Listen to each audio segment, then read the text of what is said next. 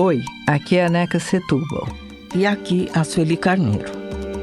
Aqui, no Escute as Mais Velhas, a gente se propõe a reunir e espalhar experiências e memórias das grandes representantes dos direitos das mulheres no Brasil.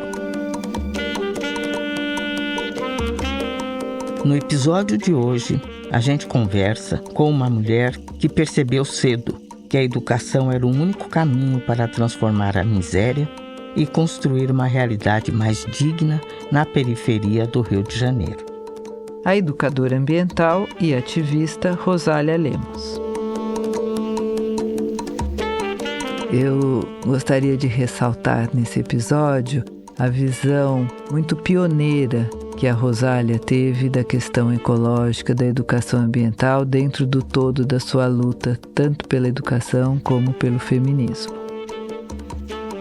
Eu acho também importante ressaltar o protagonismo da Rosália na constituição de uma das mais importantes organizações de mulheres negras do Brasil, Unizinga, que foi inspiração para inúmeras outras organizações de mulheres negras que se criaram a partir dessa experiência pioneira. Vamos então para a conversa com a Rosália.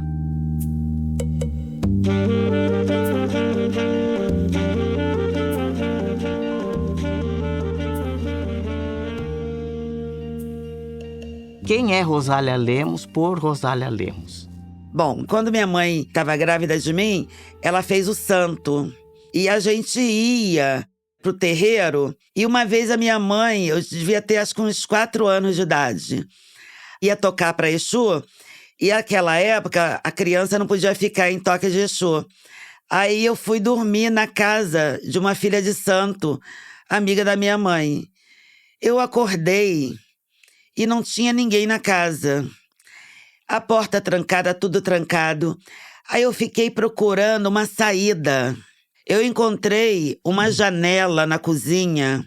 Eu quebrei a janela e eu saí da casa. Eu fui pra casa da minha avó. Eu sou essa. 4 anos. 4 anos. 1964, né? Ditadura militar. Eu outro dia até lembrei isso, que eu fui fazer uma palestra na ABI. Quando tocava A Hora do Brasil, eu falava assim pra minha mãe: a voz do abacaxi. Minha mãe batia na minha boca. Aí eu fazia porque eu adorava a reação da minha mãe de assustada, né? Porque eu já era uma praga, né? E a minha mãe decidiu sair de Queimados e morar no Morro do Andaraí. Qual era o argumento da minha mãe? Lá tem mais acesso à escola para vocês. De todas as decisões da minha mãe, para mim, essa foi a mais correta. 1966. Chego no Morro do Andaraí, olha, a gente foi morar no final do morro, gente. Era longe. Mas era muito longe. Aí continuamos a nossa saga, né? Para subir até o barraco, um barraco de 2,5 metros por 2,5 metros. Nós éramos em 8 pessoas que iriam dormir nesse lugar. Depois o meu pai fez uma casa um pouco maior e ali eu vivi até 18 anos. Minha mãe plantava muita coisa. Então minhas lembranças são muito ecológicas, sabe? De você pegar água na mina, no poço, né? De você ver a cobra, cascavel, cobra coral, de você não matar, fazer com que ela fosse embora, fazendo barulho. Deixa eu te perguntar, aproveitar que você está falando tanto de lembranças da sua infância, você mencionou várias vezes a sua mãe, conta pra gente a importância dessa relação dessa mãe para você e também como que você não sucumbiu neste meio. Foi meio barra, né? A minha mãe era muito revoltada com a vida dela. Como ela perdeu o marido, porque o primeiro marido dela, ele era comerciante. Eles moravam no pé do Morro do Salgueiro. E aí eles tinham uma quitanda. Então a minha mãe era uma dondoca. A minha mãe não fazia nada, entendeu? E aí ela foi enganada quando ele morreu. E ela perdeu lá a quitanda e acabou que, no meio do caminho, encontrou meu pai que ajudou ela a criar os filhos. Ela tinha 5 filhos. Era uma batalhadora, ela teve que botar os filhos dela no SAM. Gente, vocês imaginam o que era o SAM? O SAM, se hoje a FEBEM, FUNABEM, eu toda hora mudo esses nomes, né? É um lugar que não faz nenhuma ressocialização. Imagina na década de 50, né? Era fábrica de deixar jovens mais revoltados ainda. Minha mãe e meu pai depois tiraram essas crianças lá do SAM e minha mãe foi viver costureira. Ela tinha um negócio comigo assim muito doido, porque o meu pai me amava muito, que eu fui a primeira filha. Meu pai era apaixonado pela minha mãe. Eu era a primeira filha, meu pai fazia tudo pra mim. Ele fez um berço todo trabalhado, um berço lindo. E a minha mãe desenvolveu um problema assim de ficar muito com inveja, com ciúme de mim, com o meu pai. E ela me batia muito. Eu me lembro uma vez que ela pegava vara de marmelo, né? E ela ficava assim, alisando, preparando pra poder bater. Mas um dia, falei pra ela assim, pode bater que eu não vou chorar nunca mais. E ela ficava com ódio, porque ela parou de me bater, porque eu não chorava, porque ela queria causar dor em mim. E eu não chorava. Já acabou? Já acabou de bater? Gente, eu era horrível. Mas era uma Muito defesa forte, minha. hein? Vai pra porra, vai ficar me Desde batendo. muito pequena. Né? E por isso que eu nunca bati nos meus filhos, sabe? Fiz totalmente o inverso, né? Falar que amava, minha mãe nunca falou que me amava. Eu sabia que ela me amava. Me lembro quando eu tava morando sozinha no Morro do Andaraí, eu tinha 24 anos. E um dia ela tava na casa da minha irmã, que era do lado da minha kitnet. Daí eu falei assim, poxa, a senhora não veio me visitar, né? Aí ela falou assim, não, você não precisa de nada. Você tem tudo. E era isso. Eu era criança que se eu não tivesse, eu corria atrás. Eu aprendi a fazer roupa de boneca para vender para minhas primas. Eu aprendi a fazer perfume para vender e ganhar dinheiro. Eu aprendi a fazer frango assado para vender no Flor da Mina do Andaraí, no bloco. Eu chegava toda bonita, toda arrumada, com meu tabuleiro de frango ou de quibe. Ela me obrigava a dar metade para ela. Eu falava, vou dar, mas a senhora é exploradora, porque eu comprei com meu dinheiro. Aí ela falava, mas você usou o meu gás. Assim, tá bom. Aí dava. Tanto é que eu fui morar sozinha no morro com 24 anos. Essa força, determinação, foi a miséria que fez comigo. Porque se eu fosse uma criança com todas as condições, eu teria voado muito antes.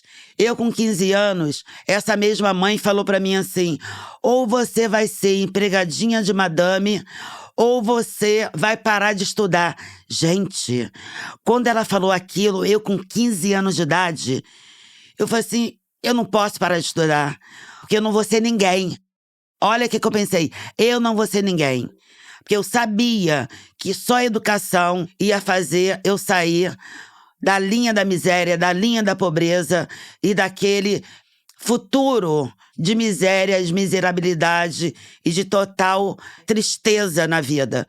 E aí fui ser babá na casa de uma mulher, uma professora da UF, ela era professora de física. Fui fazer química por isso, porque todo mundo rico era químico, físico, engenheiros químicos. Todo pobre era letras, pedagogia.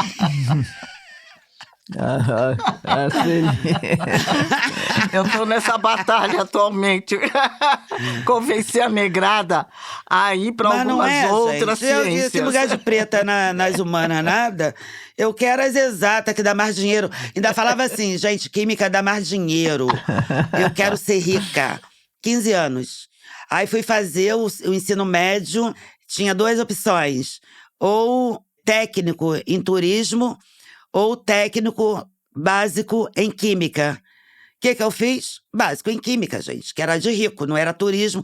Eu falei assim, turismo, não consigo nem viajar. Como é que eu vou fazer turismo? A mulher que não viaja vai fazer turismo. Aí fui lá fazer química. E aí fui pra essa casa, né, ser babá nessa casa. Eu tinha um regime de trabalho meio semi-escravidão. E eu só tomei consciência disso, gente, há muito pouco tempo. Porque a minha ex-patroa, ela sempre, quando tinha algum problema com as empregadas dela, ou as filhas das empregadas dela, ela ligava pra mim. Aí falava assim, Rosália, você podia conversar com fulana. agora há pouco tempo. Aí eu perguntei assim, mas conversar com fulana, quem é fulana? Ah, é filha da fulana. Eu falei assim, quem é a fulana? Que é a mãe da fulana. Ah, é minha empregada. Eu assim, sim, mas eu vou conversar com ela o quê? E aí acho que ela começou a perceber. O que me deu total estalo, olha só, gente.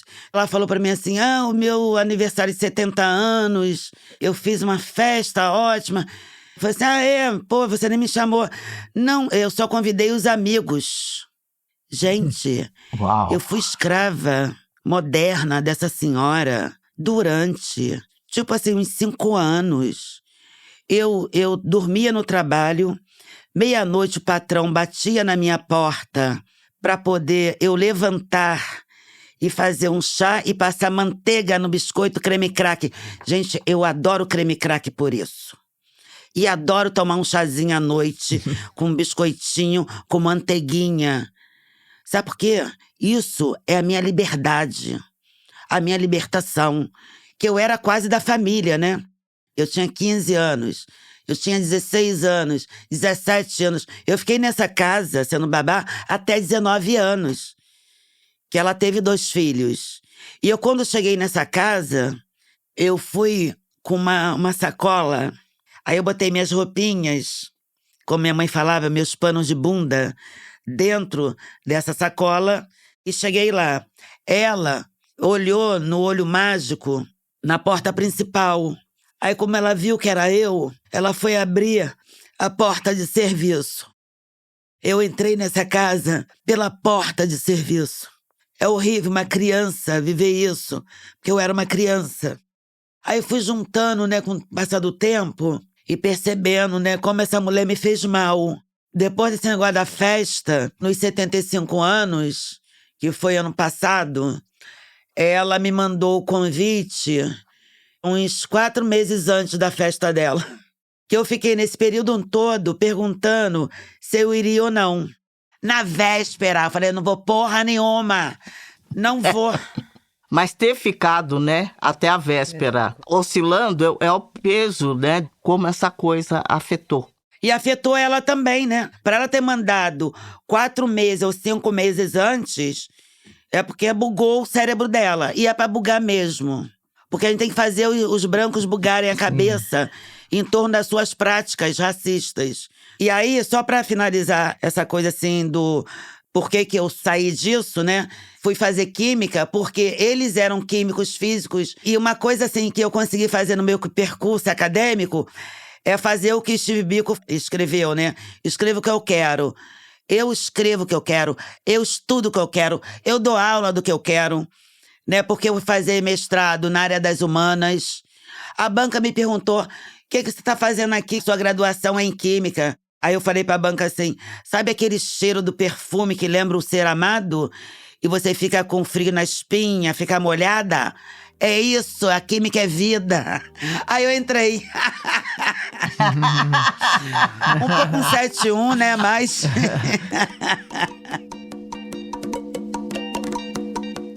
Vamos voltar um pouquinho, Rosália. Você foi uma das fundadoras de uma das experiências mais bonitas de organização de mulheres negras, que é o Lizinga. Conte essa história para a nossa audiência, por favor, em detalhes, com riqueza de detalhes.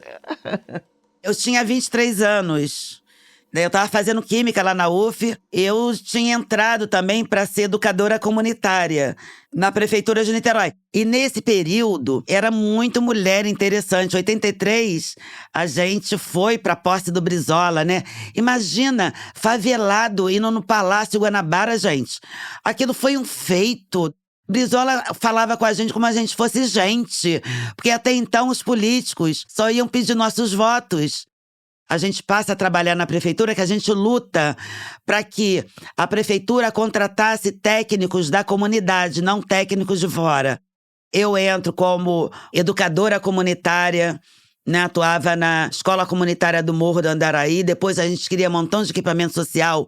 A gente cria a creche, o Winnie Mandela. Olha só, a gente deu o nome de Winnie Mandela, né, com dinheiro do Unicef. E a gente começa a conhecer várias companheiras de várias favelas, que a gente já conhecia antes pela Faferj, né? Que a gente ia pra Faferj também, Federação de Favelas do Rio de Janeiro.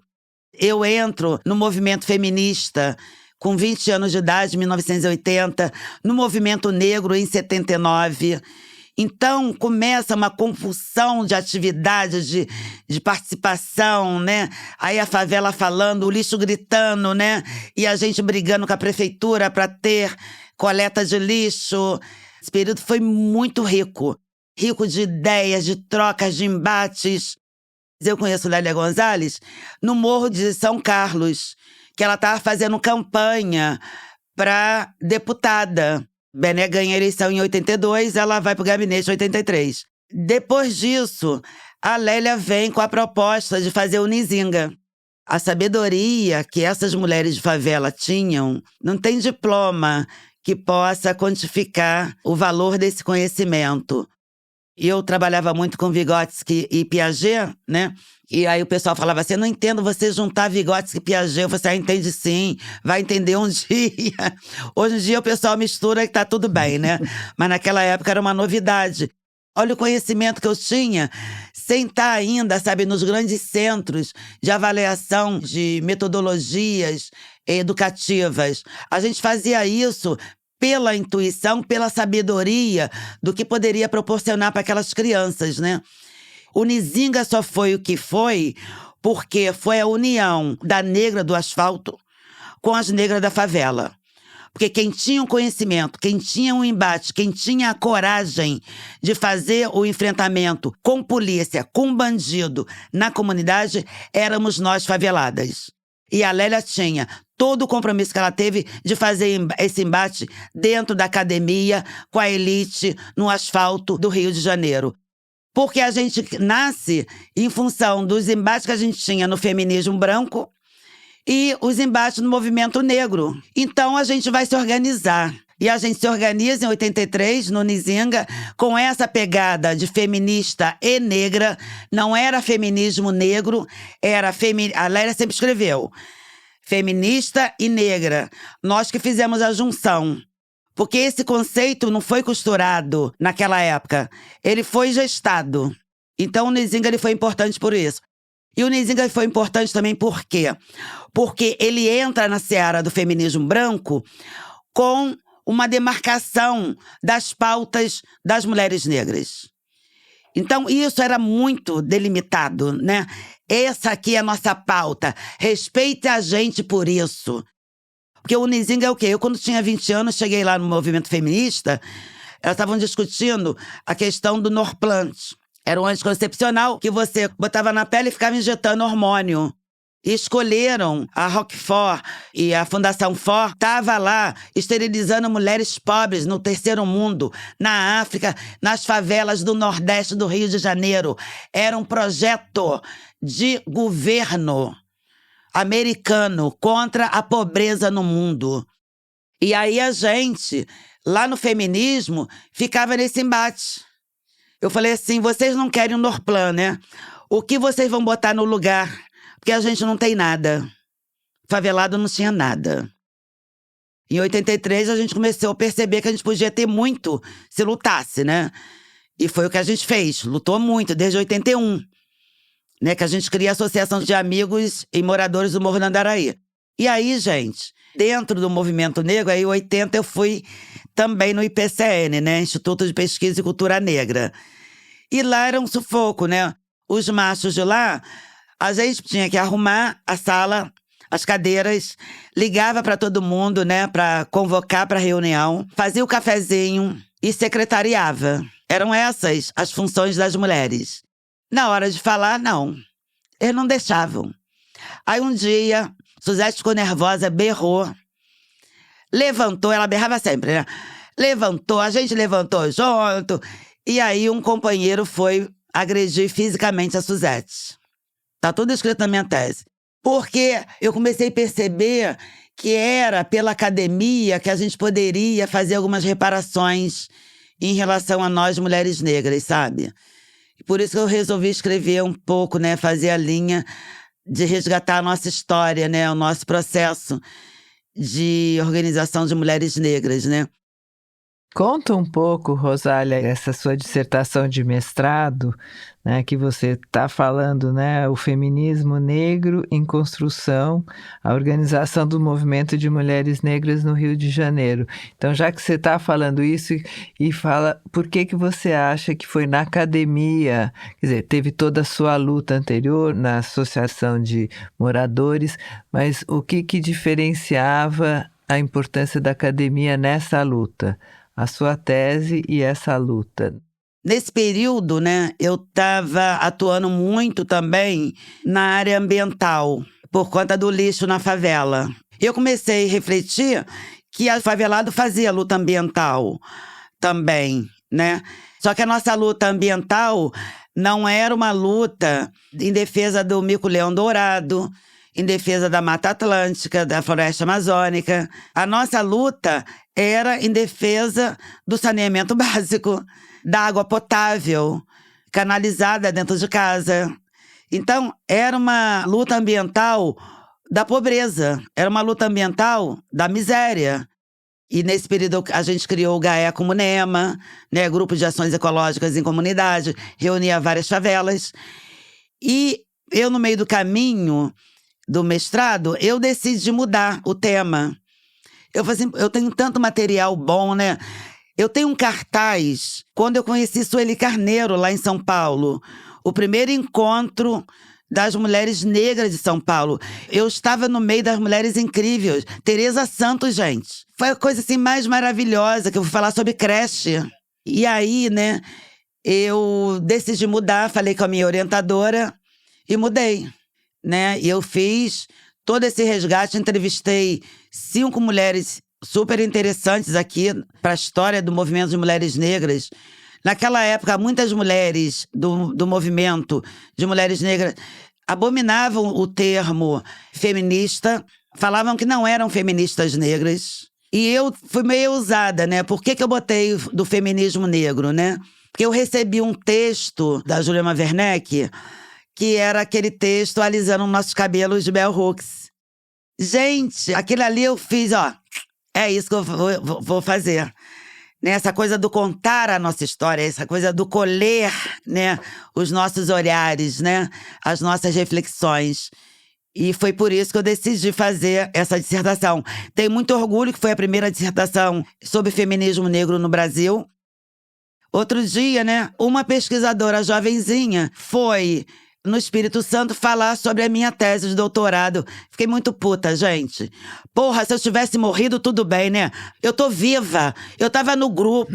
Essa juventude tem que ralar como a gente ralou. Sabe como é que a gente ralava pra escrever? Ia pra sebo. Pegava livro emprestado na biblioteca. Hoje em dia, é só botar na porra da IA, que você tem tudo na sua mão. Ou você faz uma pesquisa no Google, você entra lá nos periódicos, você tem tudo na mão. E agora querem ter até a nossa produção intelectual e falar por nós. Respeite a gente. Respeite nosso suor ao longo desse tempo todo, ralando pra poder ter a porra de um diploma de doutora. É muito grave o que está acontecendo hoje. Essa pirataria, né, do conhecimento das mulheres pretas tem que acabar. E tem que reconhecer a gente como protagonismo do processo do ativismo acadêmico. A academia falava pra gente que livros de Abdias do Nascimento, de Lélia Gonzalez, não era intelectual e não adotava nas suas referências.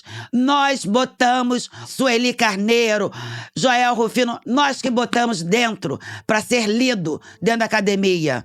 Então, nos respeite.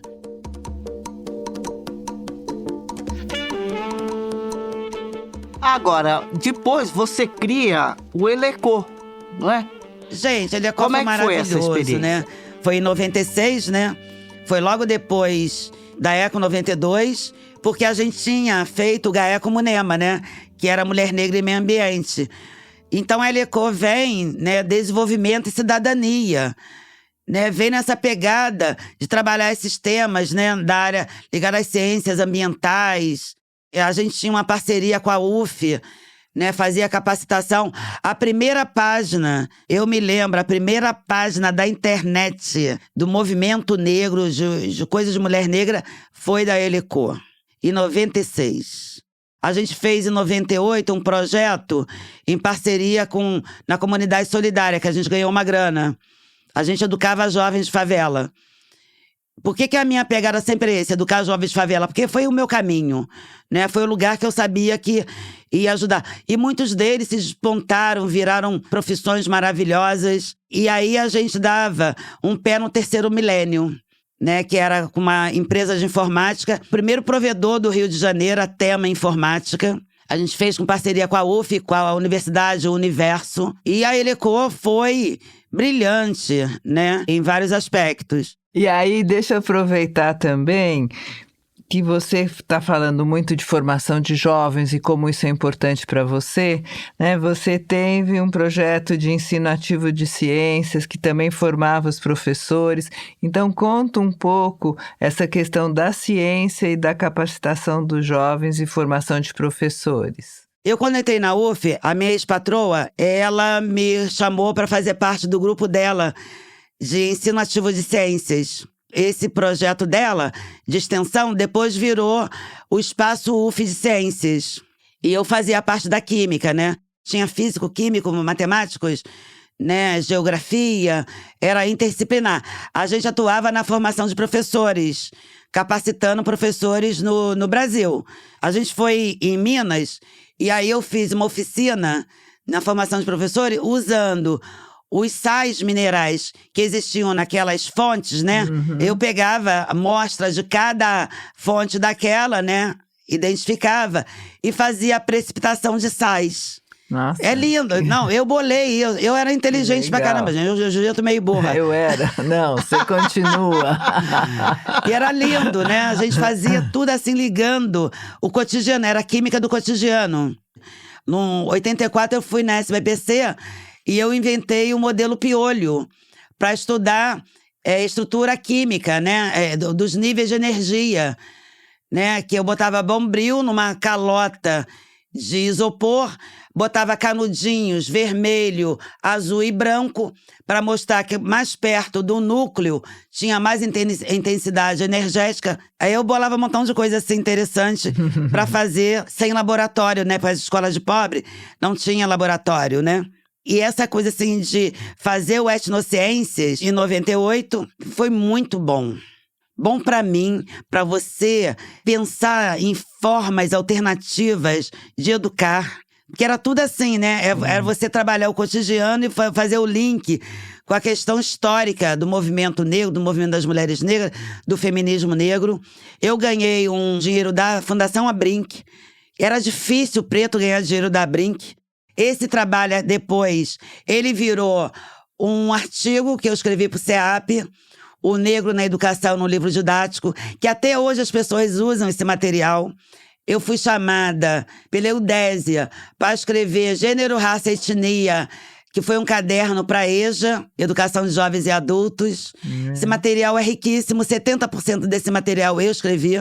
E eu fui para essa pegada, né, de associar as ciências exatas às questões humanas. O frio na espinha, o coração batendo forte, o suador, isso é química, isso é vida. E eu sempre olhei a química não como aquela ciência, né, bicho-papão, mas sim aquela ciência que vai entrar no micro para você se colocar no macro, né, na sociedade, né? É aquela ciência que faz com que você veja as minúcias, né, os detalhes, para você entender o todo, né? Muito em cima da pegada do Schumacher, né? Temos que agir localmente, mas pensar globalmente, né? É coisa que falta muito na gente, né? Em vários níveis da nossa atuação.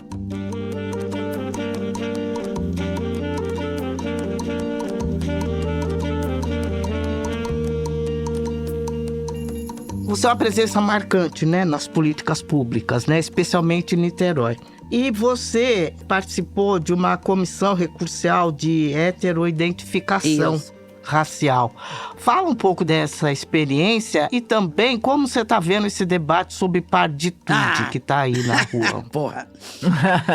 Vai com calma, faz as duas coisas. Temas polêmicos. Olha só, em 98, o meu reitor, no Instituto Federal, ele pediu para eu ir numa reunião que tinha uma professora branca representando o Instituto, e lá no campus de Nilópolis, você já tinha experiência de cotas aqui. A UERJ foi a primeira, né? Depois foi a UNED da Bahia. Mas já estava acontecendo, na Unirio estava acontecendo. A última aqui no Rio foi a UF e a UFRJ. A Rural já estava acontecendo. E uma reunião muito rica. A gente fez uma minuta, aí a gente criou a Comissão de Heteroidentificação. Numa perspectiva de ser heterogênea na sua composição entre brancos e pretos, professores e professoras. E foi muito bacana. Eu fazia uma oficina. A cada processo seletivo, a gente fazia uma oficina. Por quê? Às vezes tinha mudança na comissão, né, local. E a gente fez também a comissão recursal, que as pessoas têm o direito de questionar o resultado, né, daquela avaliação. E foi tudo muito rico, né? Funciona até hoje, eu saí. O que eu acho é que essas políticas nessas instituições, elas não são levadas a sério, entendeu? As pessoas se colocam como antirracista, mas para ser antirracista e ser um gestor, você tem que destinar verba. Por isso que eu cobro. Eu agora consegui que o reitor desse para o Encontro Nacional de Mulheres Negras 20 passagens e 20 diárias. Falei para ele, o MEC recebeu o Comitê Impulsor Nacional, o ministro, né, o Camilo, falou que ia ajudar, os institutos poderiam ajudar. Aí ele fica rindo, né? Tá cedendo pra gente as 20 passagens de avião. Gente, eu tô emocionada. Vai uma senhora, ela mora numa favela brabérrima, quilômetro 32, que é na Avenida Brasil. Olha, a Janaína teve uma filha assassinada. Ai, para. Assassinada. Uma menina de, acho que era 18 anos. Ai, meu Deus. E ela, quando a gente chegou a ela, através de curso de formação, o curso era online. Que era a época da pandemia, 2021. Janaína chegou deprimida. Janaína, às vezes, a gente fazia uns encontros, ela estava deitada na cama, de camisola. Aí depois a gente fez outro curso, né? Ficou mais próxima, que era menorzinho. Depois a gente fez o curso presencialmente. Ela foi saindo daqui a pouquinho, a Janaína chegava de batom. Janaína chegava de salto alto. E um dia ela conseguiu escrever no chat da Rede de Mulheres Negras um montão de coisa interessante.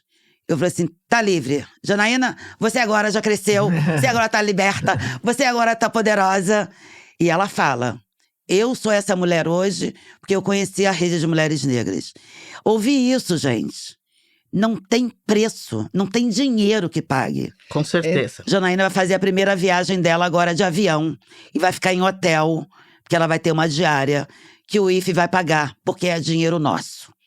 Tá fazendo mais que a obrigação. É dinheiro nosso. Sim. Eu vou catando dinheiro, gente. Eu sou mulher da riqueza. Eu adoro dinheiro e tenho dinheiro, dinheiro não me falta. Amo dinheiro. Sem dúvida. E aí, entrando um pouco nisso que você está falando, né, de tantas mulheres e a importância da Rede de Mulheres Negras, a gente tem conversado aqui e percebido como é forte no Rio de Janeiro as lideranças femininas. A gente tem a impressão que é mais forte até do que em São Paulo. Como é que você enxerga isso? Você acha que isso tem alguma relação com o contexto do Rio de Janeiro? Conta um pouco pra gente como você vê essa liderança feminina no Rio de Janeiro. O que eu entendo de diferença em relação a São Paulo, por exemplo, é que o Rio de Janeiro, as mulheres aqui das áreas pobres, elas tiveram que ter uma consciência, não só uma consciência de classe, como uma consciência racial. Elas começaram a entender que elas moravam naquele lugar porque elas eram pretas também. E como elas fazem esse trajeto na elite, você vai trazer o quê? Padrões de viver, do bem viver, para a favela também. Eu me lembro de mim, gente. Eu tinha 15 anos. Eu ficava 15 dias na Madame e depois eu ia para casa da minha mãe, no Morro da Andaraí. E quando eu chegava lá, eu trazia todo o modus operandi da burguesia. Tanto é que muita gente do movimento negro me achava que eu era burguesa. Eu andava muito bem arrumada. Eu customizava as roupas da madame, que ela me dava roupa chique. Eu ia lá, customizava, aprendia a costurar para isso, para me virar. Então, esse coexistir entre a ponte, entre a burguesia e a favela no Rio de Janeiro, ela trabalhou uma consciência do bem viver muito mais apurado. E para isso você vai para a luta, para você ter também aquilo. É uma luta que nasce pelo desejo. O desejo da igualdade, da equidade. Né? De você correr atrás e ter aquilo que ela tem também. Por que ela tem, eu não posso ter, porra? Não é isso? É isso aí. Você fez uma pergunta que eu não falei, que era para provocar. O que era?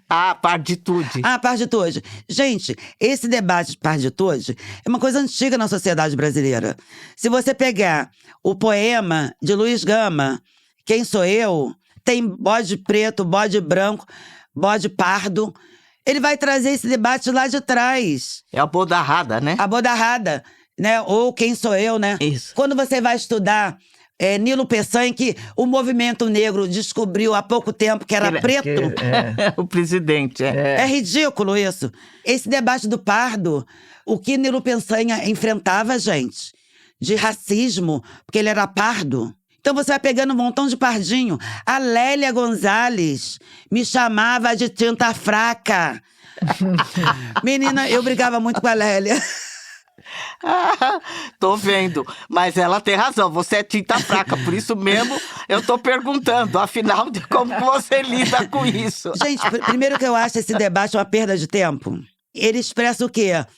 Umas pessoas que não fazem porra nenhuma, e aí vai inventar essa porra pra dividir movimento. Eu acho que é isso mesmo. E não vai dividir porque não divide a gente, né? É pra ter foco. A gente tá numa era, né, a era da imagem. A gente está numa era de pouco conteúdo e muito TikTok. A gente tá na era do TikTok. Eu falo pros meus alunos, vai ler, porra, o texto original. Igualzinho você. Porra! Ela faz a mesma coisa. Agonia, né?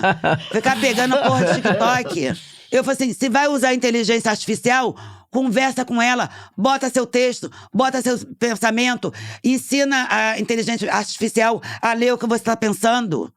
Porque a inteligência artificial chegou aí e vai ficar, gente. Eu tenho um professor lá que agora ele tá mandando escrever à mão. Vai pra merda. A pessoa vai lá, bota lá na inteligência artificial e escreve à mão. E copia, né? Copia.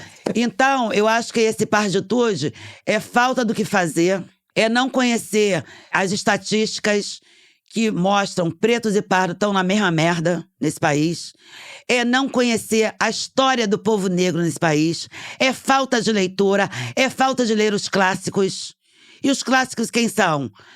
Abdias, Sueli, Rosália Lemos, Jurema Werneck, Edna Roland, Nilma Bentes. A gente tem uma riqueza de mentes brilhantes. O que eu gosto muito, eu quero recuperar a fala da Lélia. Vamos lá, negadinha, que tá ruim pra todo mundo. Vamos lá, negadinha, que tá ruim pra todo mundo. Não adianta existir uma hierarquização de tonalidade de pele que a bunda vai continuar grande, que os lábios vão continuar grandes, que o nariz vai continuar largo. E porque o racismo não se expressa só pela cor da pele. Se expressa, como bem Fanon falou, pela forma de existir. A nossa forma de existir, o nosso canto, o nosso tambor, o nosso requebrado, isso incomoda. Isso não é aceito. O colonizador até hoje luta contra. Aí ele quer fazer uma associação através da apropriação. Não vai ser preto nunca. Então os pardinhos que querem fazer esse movimento vão ficar aí. Como todos os movimentos de pardinhos no passado, vão morrer na praia. Vão morrer na praia.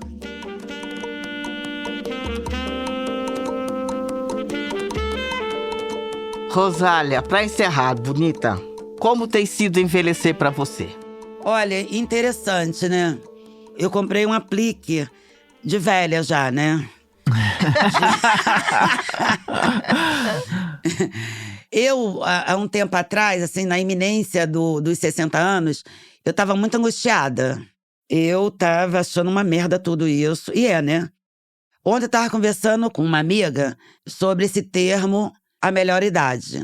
Quero falar pra vocês. Terceira idade não é melhor idade nem aqui, nem na puta que pariu. É horrível. Você começa a ter dor aqui. Cara, a minha vida inteira, nunca sabia o que era ciático. Agora que eu descobri o que é ciático. Bem-vinda! Por outro lado, eu sempre soube que seria uma consequência, né? Você ficar velha com o tempo vai passando. E eu sou cartesiana, né? Então não adianta essa coisa… é pão, pedra é pedra, não tem esse papo não, né? Eu até sou um pouco relativista, mas sou muito mais cartesiana. E eu comecei a ver agora o lado bom do envelhecimento. Primeira coisa que é muito boa, não gasta mais dinheiro de passagem. Gente, como é caro, né, passagem, né? Aí teve um dia que eu fui pras Barcas, também virei avó agora, e aí fui lá visitar meu neto em Niterói, e eu passei nas Barcas, eu falei pro rapaz assim, né, trabalhador, assim, por favor, é gratuidade. Ele olhou pra mim e falou assim, é gratuidade de 18 anos, né?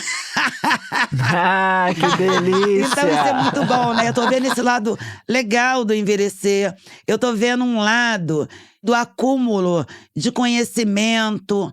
Mas eu já tinha uma coisa que eu sempre falava assim, eu dou 5 chances pra pessoa. Quem trabalha comigo, né? Eu fui gestora, fui secretária de governo durante muito tempo. Eu sempre dei 5 chances. E por incrível que pareça, eu continuo dando 5 chances, né? Só em ainda tá velha dar 5 chances pra pessoa errar, já é muita coisa pra mim, né? E eu pretendo cumprir minha jornada, não esmorecer, continuar na luta, né? Enquanto eu tiver voz, enquanto eu tiver olhar para o encantamento, eu quero estar na luta, né?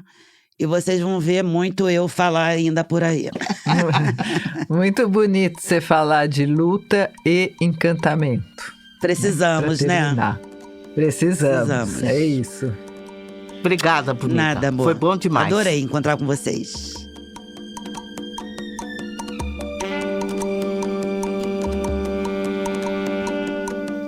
A gente te agradece por acompanhar o Escute as Mais Velhas. Siga o podcast no seu aplicativo de áudio favorito para não perder nenhum episódio. Nas redes sociais da Fundação TID Setúbal, @Fundação TID, da Rádio Novelo, @Rádio Novelo e do Guelé 10, @Portal Guelé 10. Você pode repercutir o podcast, deixar comentários, elogios e críticas sobre as entrevistas. Escute as Mais Velhas é um podcast da Fundação TID Setúbal, produzido pelo Estúdio Novelo. A coordenação e produção são da Ashley Calfo. A direção criativa é da Paula Scarpim e da Flora Thompson-Devaux. E a direção executiva é da Marcela Casaca. A gerência de produto é da Juliana Jäger e da Bia Ribeiro, que também cuida da distribuição e audiência. A coordenação editorial é da Evelyn Argenta. A montagem dessa entrevista é de Evelyn Argenta. A sonorização deste episódio é da Júlia Matos. A mixagem é da Mariana Leão. A trilha sonora original é da Estela Nesrini. A identidade visual é da Larissa Ramos. A coordenação de ilustração e design é do Gustavo Nascimento. E a análise administrativa e financeira é da Tainá Nogueira. A checagem desse episódio é da Caroline Fará. A pesquisa deste episódio é da Tainá Mesquita. Essa entrevista foi gravada no Estúdio Trampolim, em São Paulo, e no Estúdio Rastro, no Rio de Janeiro. A gerente de comunicação da Fundação TID Setúbal é a Fernanda Nobre. A Natália Carneiro é a coordenadora de comunicação institucional em Guelé 10, Instituto da Mulher Negra. Eu sou Sueli Carneiro. Eu sou Neca Setúbal. A gente se encontra no próximo episódio.